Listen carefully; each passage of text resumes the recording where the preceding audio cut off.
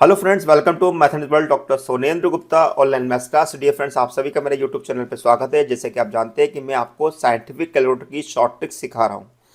अभी तक हम 5 शॉर्ट ट्रिक्स सीख चुके हैं। आज हम बात करेंगे कि किस प्रकार से हम किसी भी स्क्वायर मैट्रिक्स का एडजॉइंट कैसे निकाल सकते हैं।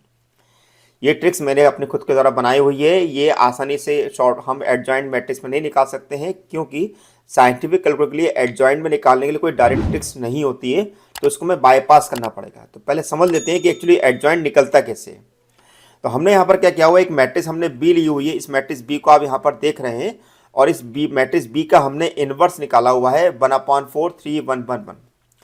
अब जैसे कि हम जानते हैं कि जब भी अगर हमें किसी भी मैट्रिक्स का अगर हमें इनवर्स निकालना है तो बी इनवर्स इक्वल टू होता है adjoint B upon determinant of B. और अगर हमें एडजॉइंट निकालना है तो क्या करेंगे, adjoint B equal to determinant B B inverse.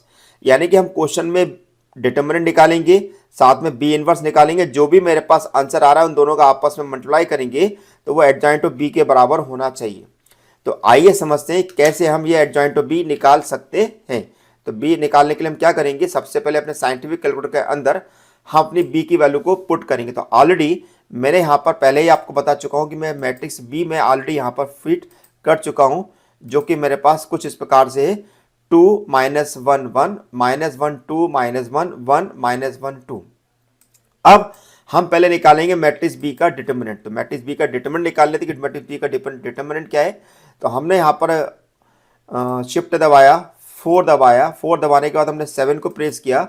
Then इसके बाद हम शिफ्ट दबा के 4 प्रेस करके हम 3 लिखेंगे। लिखने के लिए हमने यहाँ पर शिफ्ट दबाया, 4 दबाया, देन उसका फिर से 4 दबाया, तो हमारा मैट्रिक्स बी का डिटर्मिनेंट आ जाएगा।